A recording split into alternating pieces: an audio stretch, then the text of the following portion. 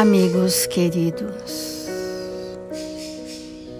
Jesus, Mestre amado, nesta manhã de luz em nossas vidas, te buscamos a presença uma vez mais. Se conosco, Senhor, através dos seus mensageiros, prepostos o seu amor na terra, que vem trazer aos nossos corações sedentos de esperança o lenitivo da paz e do bom ânimo. Amigos espirituais que em seu nome, Senhor, socorrem a nossa indigência espiritual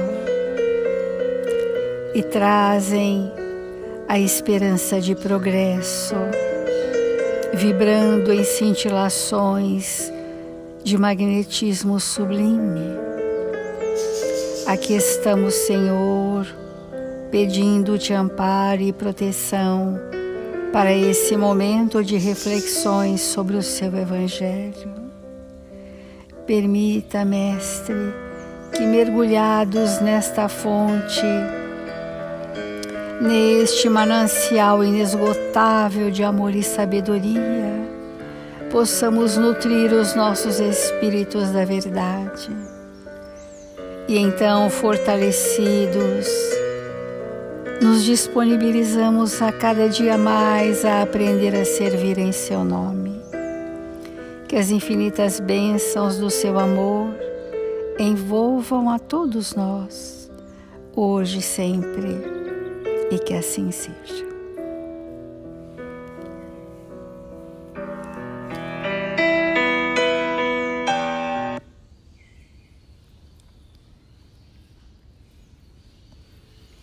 Do Evangelho segundo o Espiritismo, o capítulo 5, Bem-aventurados os aflitos. E dentro das bem-aventuranças, as aflições, como compreendidas pelo Evangelho, são oportunidades de transformações profundas do nosso ser espiritual para que sejamos, então, bem-aventurados. A infelicidade, que é a reflexão desse momento, o Evangelho vem dizer para nós que tudo aquilo que nós imaginávamos ser a felicidade é um equívoco. E que também tudo aquilo que nós imaginávamos ser a infelicidade também é um equívoco. E que nos caberia, nessa oportunidade desse capítulo, mergulhar no discernimento do que é realmente a verdadeira felicidade ou a verdadeira infelicidade. Nós temos dito seguidas vezes que nós estamos num momento do planeta Terra de total equívoco em relação às leis de Deus. As leis de Deus estão em nossa consciência. E à medida em que os valores morais se estruturam na nossa intimidade, essas leis se expandem, conduzindo a nossa evolução na Terra. Então podemos dizer que a verdadeira felicidade é a experiência das leis de Deus em nós. Essa é a verdadeira felicidade. Quando o espírito está regido por valores morais superlativos. E para que ele seja regido, ou que sejamos, pelos valores morais superlativos, nós precisamos expandir a vibração do pensamento imantado em sentimentos nobres. E só a ação no bem constante faculta o espírito que o seu pensamento seja dinamizado pelas forças do bem e então terá livre acesso à consciência, esse manancial de leis divinas que nos conduzem à existência na Terra. Não sendo assim, estando os nossos pensamentos no emaranhado das nossas paixões, no arrastamento das nossas sensações e na busca incontida dos prazeres fugidios, nós estamos sendo regidos pelo quê? Estamos sendo regidos pelo arcabouço das nossas experiências, que nem todas estão ajustadas ao bem. Nós estamos regidos pela nossa anterioridade. Nós estamos expandindo a nossa personalidade. Mas o espírito que somos está recolhido porque a consciência está calada. Porque a infelicidade é a tola vaidade de saciar impulsos primitivos que fazem calar a consciência. A consciência estando calada, simbolicamente, ela está tamponada. O livre acesso a essa instância que deveria estar regendo a nossa conduta na Terra, muitas vezes está tamponada. Tamponada pelo quê? Vamos dar alguns poucos exemplos, entre tantos. Por exemplo, a mágoa. A mágoa é um tormento que rouba as nossas energias sãs para fazer prevalecer energias densas, densificando o nosso perispírito, e tudo que densifica o perispírito, ofusca a luz do espírito, é o materialismo. E a mágoa é uma expressão do materialismo.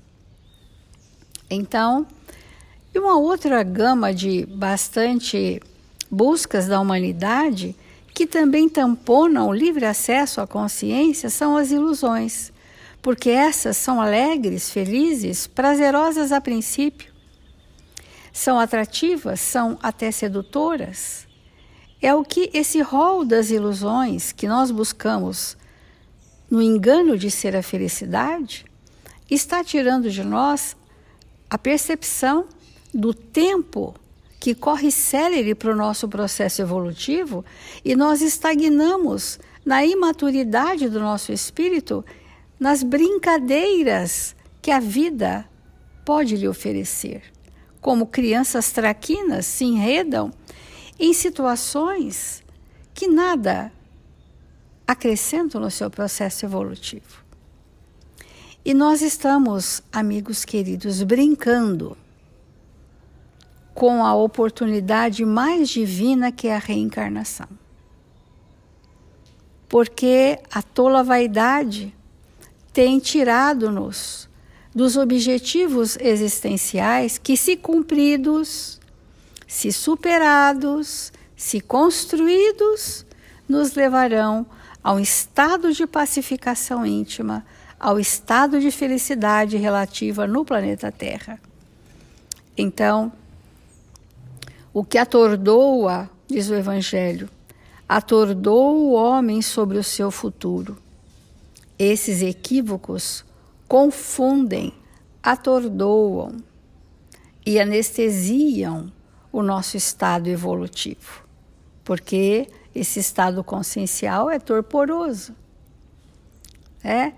Então, precisamos avaliar em nós como isso está na nossa vida. Porque nós estamos hoje querendo falar um pouco mais sobre a ilusão como sendo um dos tampões da consciência e que muitas vezes vai gerar o processo obsessivo por fascinação. Nós estamos vivendo um processo obsessivo coletivo, uma obsessão coletiva. E grande parte dessa obsessão coletiva está por fascinação.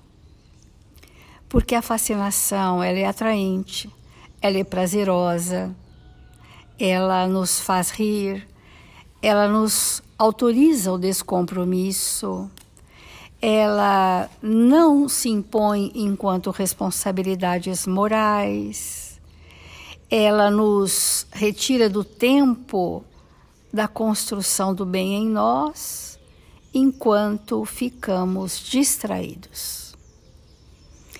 Enquanto estamos distraídos, nós estamos fora da reta segura do nosso processo evolutivo, e esse estado de amargor, esse estado de pesar, que se confunde com os nossos processos emocionais é a verdadeira infelicidade.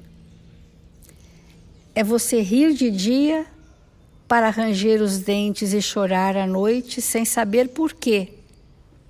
De dizer que é triste que não sabe a causa.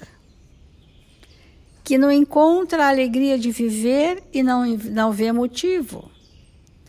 Porque quem está dirigindo a sua conduta não é mais a soberania do seu ser espiritual, através da nossa própria consciência. Quem está conduzindo os seus passos? O arrastamento coletivo, da moral social, dos costumes vigentes desta época, porque as leis divinas são atemporais. Elas são de natureza definitiva. E nós estamos nesse balanço de oscilações. Se todos fazem, por que eu não faço também? Não faço também porque ainda não me deixei arrastar de todo, mas chegará um dia que farei como todos. Nós estamos sendo chamados, amigos queridos, para um despertar consciencial. Para que a vida tenha o significado feliz da consciência reta, do dever cumprido. É para isso que nós estamos sendo chamados. Para sermos felizes nesse novo tempo que precisa se iniciar em nos regenerando naquilo que estamos degenerados. E se a nossa degeneração está nas ilusões do mundo, nos processos de fascinação, é esse o ponto em que eu tenho que convergir minha força para me ajustar às leis. Emmanuel tem uma lição no Fonte Viva que vai dizer assim para nós, em relação a esse estado de maturidade, o quanto que nós perdemos tempo. Porque o nosso grau de ansiedade, ele é exatamente proporcional a tempo perdido, seja nesta ou em outra encarnação. As pessoas que ficaram nesse marasmo existencial chegam nessa existência com crises de ansiedade desde a primeira infância, porque o tempo foi perdido. E ela, não tendo a habilidade do fazer concreto, do bem real, ela deseja, mas não concretiza, ela espera, mas não realiza. E ela fica presa no passado que foi vazio e no futuro, o medo do futuro, que terá que ter medo porque o presente não está sendo construído. Essa síndrome de ansiedade que avassalou a humanidade da Terra. Então, o Emmanuel diz assim, a lição é certamente, certamente cedo venho.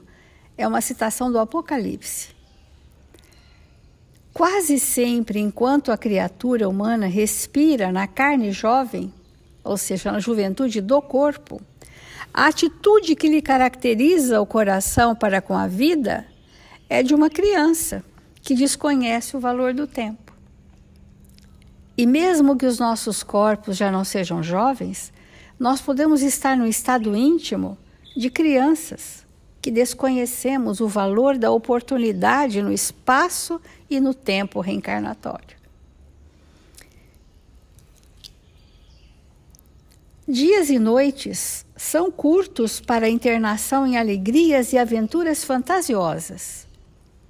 Pensa-se que o existir da vida se resume em fantasias e aventuras pueris, engodos mil da ilusão efêmera, lhe obscurecem o olhar e as horas se esvaem num turbilhão de anseios inúteis. O modus vivendi que a nossa juventude escolheu viver está muito pautado nesses patamares. Quando eu pergunto para um jovem o que ele fez à noite da madrugada, das 2 às 5 da manhã na rua, o que ele fez? Ah, me diverti. E isto depois é transferido para outras formas do se divertir, que é um estado de alienação das responsabilidades morais com a família, consigo mesmo, com a sociedade em que vivemos. Ora se esvaem num turbilhão de anseios inúteis. Essa é a verdadeira infelicidade, porque o Evangelho nos diz que a infelicidade está mais na consequência do que na coisa em si. Então, que consequências as ilusões trarão? Raras pessoas escapam de semelhante perda de tempo. Geralmente, contudo, porque às vezes o tormento da pessoa é perder tempo, é especialista em perder tempo, naquela ociosidade contemplativa. Raras pessoas escapam de semelhante perda. Geralmente, contudo, quando a maturidade aparece e o espírito já possui relativo grau de educação, o homem reajusta apressado a conceituação do dia. Aí ele vai ver que ele não tem mais tempo. Não tem mais tempo para nada. Ou porque ele está com grandes responsabilidades, ou porque a ansiedade o faz agitado pelo tempo perdido. São tormentos que geram a infelicidade. E isso está relacionado ao estado de consciência do espírito. Então, a semana é reduzida para o que lhe cabe fazer. Nós somos hoje esses espíritos que precisamos ter uma vida tão ativa, tão preenchida, para sanear o tempo perdido de encarnações nas ilusões do mundo. Encarnações. Então,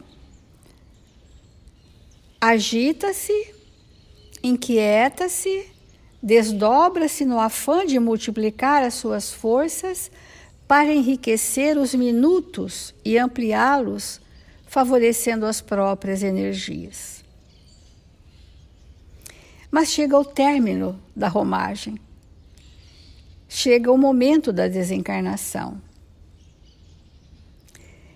E surpreende-o nos ângulos da expectativa ou do entretenimento, sem que lhe seja dado recuperar os anos perdidos, porque escolheu o estado consciencial do entretenimento, das ilusões. E o tempo escorreu pelo vão dos dedos, como também esvaíram as forças vitais nobres, que foram degeneradas porque direcionadas para as ilusões do mundo. Não te embrenhes assim na selva humana, despreocupado de tua habilitação à luz espiritual ante o caminho eterno. Estejamos atentos nós, que buscamos ser bem-aventurados. Precisamos sentir no íntimo do nosso espírito que esse regozijo íntimo está no dever retamente cumprido, nos ditames da nossa consciência, nos valores morais regendo a nossa conduta, em esgotarmos as nossas forças vitais em benefício uns dos outros, estarmos ombreando uns aos outros na jornada terrena, com absoluto esquecimento de si mesmo. Então, no penúltimo versículo do Novo Testamento, que é a carta do amor divino para a humanidade, determinou o Senhor fosse gravada pelo apóstolo a sua promessa solene: certamente cedo venho. Vale-te, pois, do tempo, e não te faças tardio na preparação, se queremos buscar a verdadeira felicidade relativa possível na terra. Vamos refletir.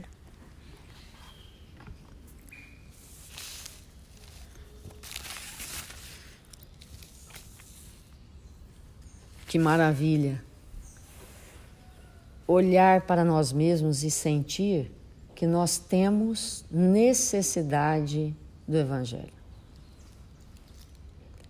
Que hoje para nós já não tem mais significado e nem sentido nós vivermos sem nos alimentarmos dessa verdade. Quando nós entramos em contato com a evangelização de espíritos,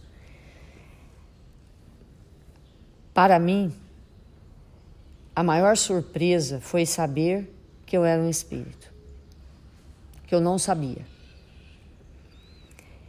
E então, eu fiquei pensando assim, se alguém me perguntasse anteriormente quem eu sou, o que eu diria? Se nós não temos esse conhecimento e alguém faz essa pergunta, o que a gente vai responder, né? Vai responder talvez a profissão, talvez um afazer. O que a gente vai responder? Mas quando a gente aprende que nós somos espíritos, fica mais fácil de nós penetrarmos profundamente nesse entendimento de nós mesmos. Então, se eu sou um espírito, o que é um espírito? E aí vamos puxando uma linha de um novelo, né? Muito longo, que ao ser esticado, vai nos dando a dimensão de nós mesmos.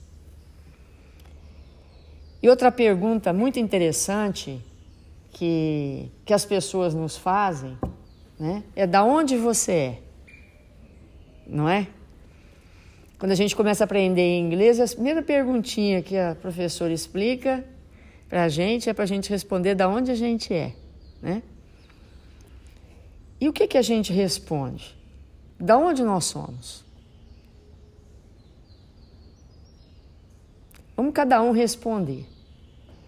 Geralmente, quando alguém faz essa pergunta, ele está querendo saber do lugar. Mas será que é essa a resposta?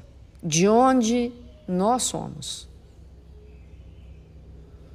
A resposta que realmente atenderia 100% dessa questão é: nós somos de Deus. Porque quando a gente pergunta de onde você é da onde você veio, não é? De onde você é? A pessoa chega e fala: de onde você é? Ou seja, da onde você veio? E a resposta deveria ser: de Deus. Eu vim de Deus. Porque essa é a verdade. Então você veio de Deus? Sim, eu vim de Deus. Nossa, né? Imagina, quando antigamente, lá na época de Jesus, alguém perguntava para o outro que chegava: de onde você vem? Vim de Roma. Nossa, de Roma, né? Ou lá na época dos filósofos: de onde você veio? Vim de Atenas. Enfim. Mas se alguém nos perguntar e nós respondermos: vim de Deus, olha a responsabilidade. Só que nós precisamos viver nesse nível de consciência. É fundamental para nós vivermos sabendo disto. Porque, seja lá da onde a gente veio, a gente tem necessidade daquilo. Da onde a gente veio. Se nós somos de um lugar e vamos para o outro, a gente sente saudade daquele lugar. Nós sentimos falta daquele lugar. Por quê? Porque nós estamos magnetizados literalmente daquilo. E aquilo nos faz falta. Então vamos imaginar uma pessoa que nasceu à beira-mar. E ela vai mudar para um lugar muito distante. Ela sente falta da brisa do mar, do cheiro de iodo, né? Da imensidão de olhar para as águas, E na medida que nós tomamos consciência de onde nós viemos, há uma mudança profunda em nossa intimidade. Então nós vamos falar alguns trechos de um texto de Emmanuel, no Caminho, Verdade e Vida, intitulado Glória Cristã. Esse texto ele comenta um versículo de Paulo aos Coríntios, assim: porque a vossa glória é esta, o testemunho da vossa consciência. Testemunho da vossa consciência. Então, enquanto nós não sabemos que viemos de Deus, porque entender isso, sentir isso, pode transformar completamente a nossa vida. Porque ontem nós falamos assim, há pessoas que não têm necessidade nenhuma de religiosidade, não é verdade? Não tem necessidade. Não tem necessidade de Deus, nem da prece, nem dos vínculos espirituais, nem dos hábitos espirituais, não tem necessidade. Assim como há pessoas que nascem num local e não têm nenhuma necessidade com aquilo. Então, a pessoa diz assim, não, eu sou do mundo. Realmente, nós não somos da Terra. Nós não somos. E quando nós mudarmos para um planeta onde o mundo é mais feliz, onde os homens e a humanidade vivem do bem, mesmo ali vai ser temporário. Então, nunca estaremos num lugar que vamos dizer, aqui é o meu lugar. Nunca. Nunca. Esse lugar não existe para nós. Porque é um espaço. Porque a nossa origem é Deus.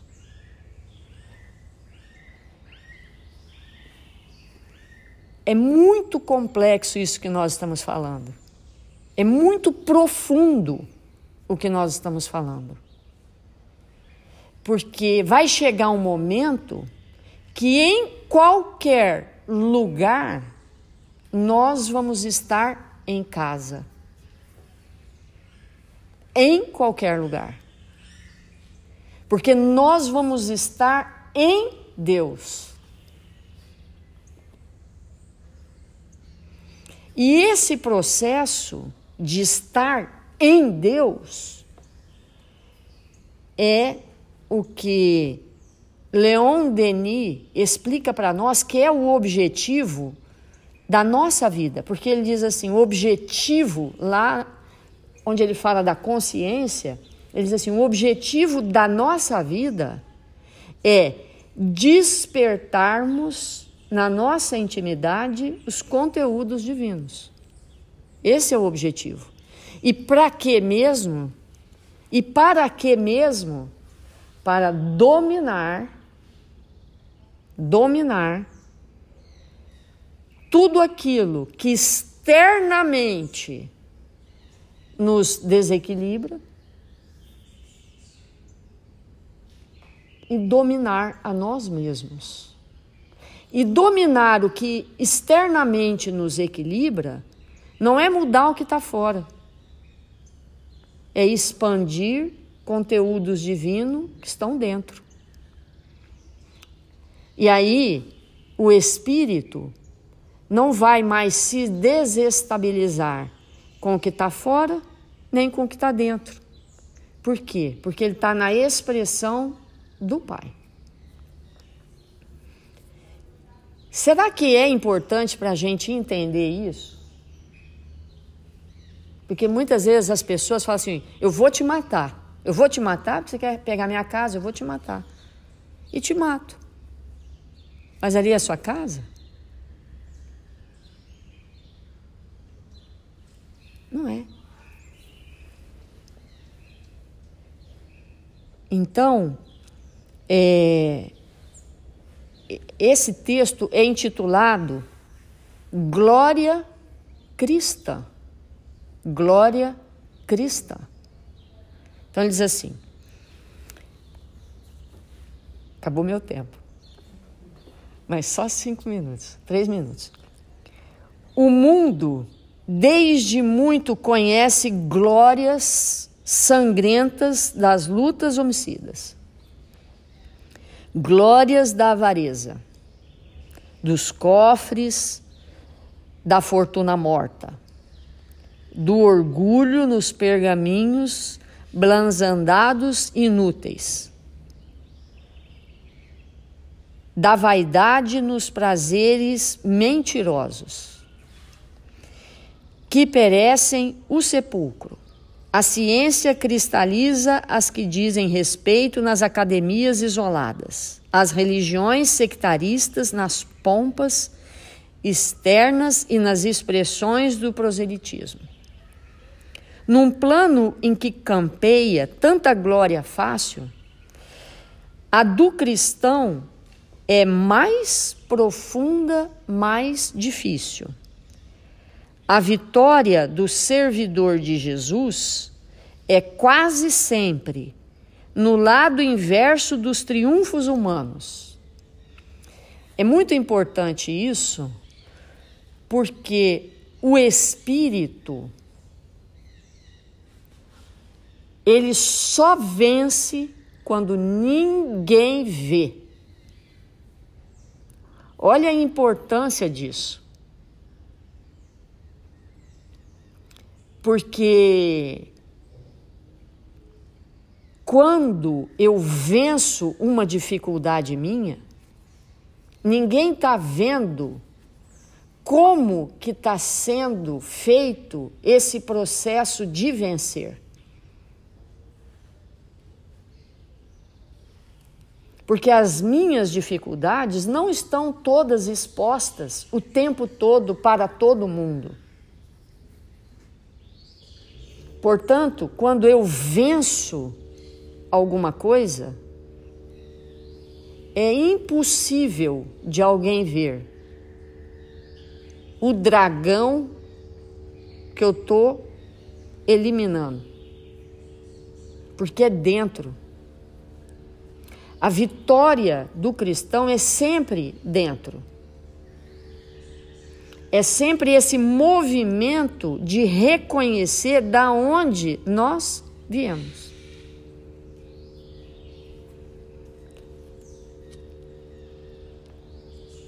Então, ele continua. Entretanto, essa glória é tão grande, a glória de eu fazer o que eu vim fazer comigo, a partir dos elementos divinos que estão em mim, que são estimulados por aqueles que me cercam. Porque o estímulo vem de fora, invariavelmente. Entretanto, essa glória é tão grande que o mundo não a proporciona, nem pode subtraí-la. É o testemunho da consciência própria,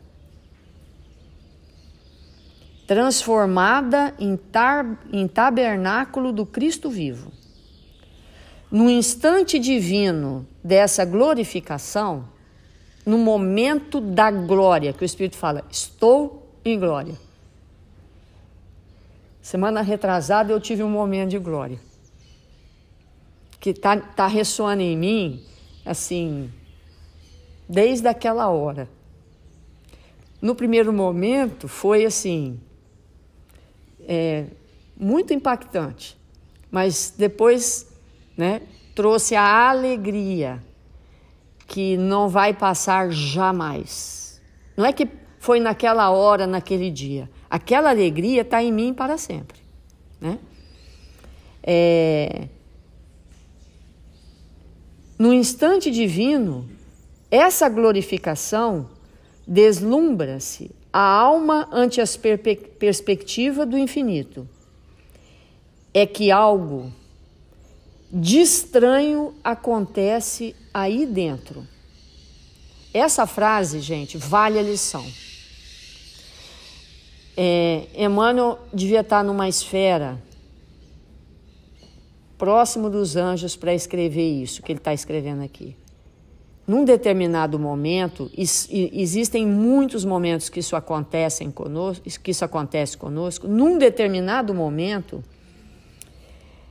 a cripta misteriosa do coração, o coração sente algo diferente. É o filho que achou seu pai. Então, quando a gente vence, a gente volta para casa. A gente cai nos braços do Pai. Por quê? Para a gente vencer, eu tenho que usar das estruturas que estão dentro de mim, posta por Ele.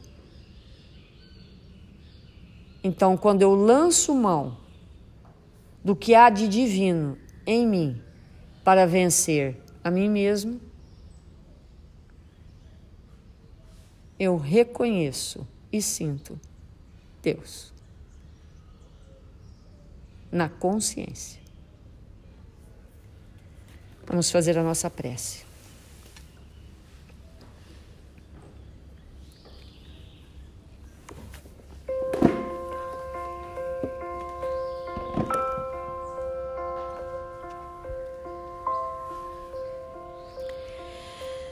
Deus, nosso Pai,